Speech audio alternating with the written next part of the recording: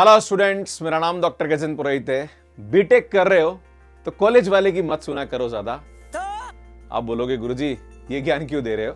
इसके पीछे का रीजन है कि जब भी स्टूडेंट इंजीनियरिंग करने जाता है 12th के बाद तो उसका एक ड्रीम होता है कि यार मैं सिविल इंजीनियरिंग करना चाहता हूं, क्योंकि मैं सिविल फील्ड में अपना करियर बनाना चाहता हूं, मैं आर्किटेक्ट बनना चाहता हूं, मैं डिजाइनर बनना चाहता हूं, जो भी उसके अपने एक सोच होती है, अपना एक ड्रीम होता है। पर आप देखोगे कॉलेज का एक ही टास्क रहता है कि भैया कैसे भी करके प्लेसमेंट्स कराया जाए स्टूडेंट्स के। अब प्लेसमेंट क्यों कराया जाए? क्योंकि नेक्स्ट टाइम उनको वापस एडमिशन चाहिए। जब भी आप किसी कंपनी में जाओगे तो वहां बड़े बड़े फोटोज दिखोगे, इस कंपनी में प्लेसमेंट, इस कंपनी में प्लेसमेंट, इस कंपनी में प्लेसमेंट।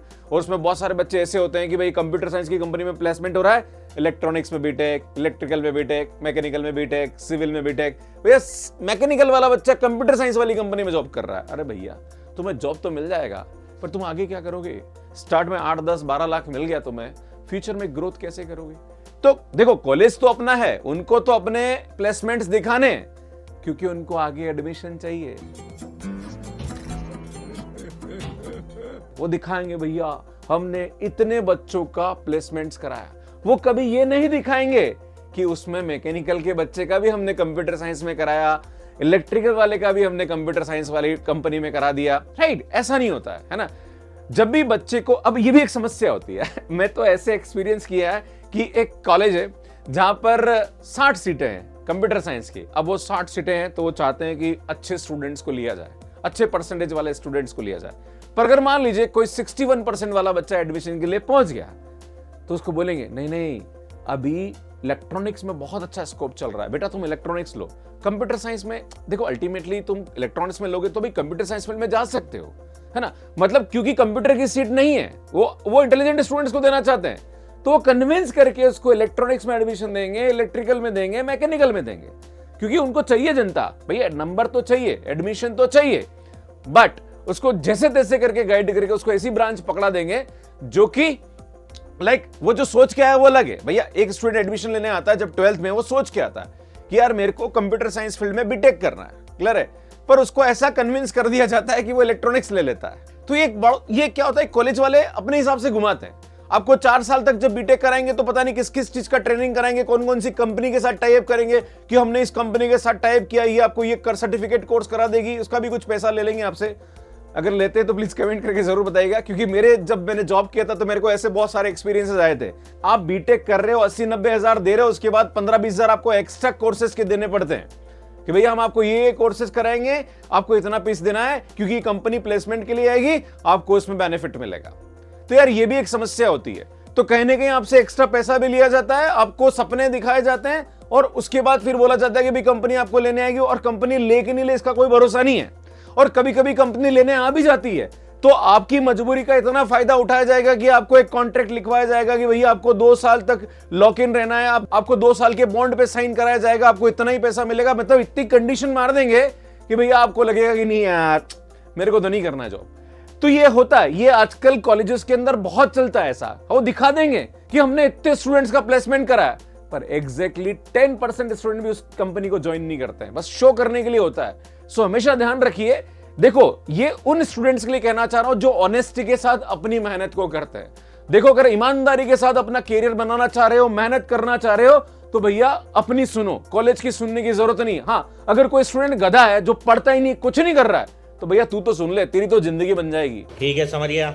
अब एक और चीज है कि अगर कोई स्टूडेंट गेट एग्जाम की तैयारी करना चाह रहा है, या कोई स्टूडेंट यूपीएससी करना चाह रहा है, कोई स्टूडेंट ये चाहता है कि नहीं मेरे को है ना आईएएस की तैयारी करनी है, तो कॉलेज उसको समझाएगा बेटा कोई मतलब नहीं है। मतलब एक चीज होती है कि मैनेजमेंट लेवल पे टीचर्स को बोला जाता है कि भैया इन स्टूडेंट्स को समझाओ, एक कॉम्पिटिटिव एग्जाम में कुछ नहीं रखा है। बहुत सारे बच्चे ऐसे होते हैं कि 3rd ईयर से गेट एग्जाम की तैयारी कर रहे हैं, उनको कॉलेज से थोड़ा सा चाहिए कि भैया हम ट्रेनिंग में नहीं आना चाहते हैं, हम प्लेसमेंट में नहीं आना चाहते हैं, हमें गेट एग्जाम की तैयारी करनी है। उनको जबरदस्ती प्रेशर में लाया जाता है कि नहीं आपको ये भी करना पड़ेगा, ये भी करना पड़ेगा, नहीं तो पेरेंट्स को बोल दिया जाता है। कौन है ये लोग, कहां से आते हैं? देखो कॉलेज की भी अपनी एक मजबूरी है। अगर एक क्लास के अंदर 60 बच्चे हैं जिसमें से इंटेलिजेंट स्टूडेंट जो 30-40 हैं, अगर वो गेट या कॉम्पिटिटिव एग्जाम की तैयारी कर रहे हैं, तो भैया उनके प्लेसमेंट्स नहीं होंगे। और अगर प्लेसमेंट्स नहीं हुए तो अगली बार किसको पकड़ेंगे एडमिशन के लिए? तो ये थोड़ी समस्या होती है। इसलिए मैं कहना चाह रहा हूं कि अगर आप इंटेलिजेंट स्टूडेंट हो, ऑनेस्ट हो, मैच्योर हो, चीजों को समझते हो, तो भैया आपको खुद की सुननी है, किसी और की सुनने की जरूरत नहीं है, क्योंकि कॉलेज अपने एजेंडे पे चलाएगा, वो अपना फायदा देखेगा, उसको आपके बेनिफिट से 1% भी फर्क नहीं पड़ता है। So please be careful on that कि अगर आप जिंदगी में कुछ अच्छा करना चाह रहे हो, भैया अगर मैकेनिकल ब्रांच के और मैकेनिकल फील्ड में ही कैरियर बनाना चाहते हो तो कंप्यूटर साइंस वाली कंपनी में जॉब नहीं करना है। अरे कर भी लोगे ना, जीवन में आगे नहीं बढ़ो, साला फ्रस्ट्रेशन में जिंदगी निकल जाएगी तुम्हारी, क्योंकि तुम उस फील्ड के ही नहीं हो यार, तुमने वो सोचा ही नहीं है। तुम्हारा दिमाग में था कि मुझे मैकेनिकल फील्ड में कैरियर बनाना है, या अगर आपको लगता है कि नहीं मैं इलेक्ट्रिकल फील्ड में अपना कुछ करना चाहता हूं, मैं ईएस की तैयारी करना चाह रहा हूं, आपको कंप्यूटर साइंस वाली कंपनी उठा के ले गई जॉब के लिए, दिमाग खराब हो जाएगा।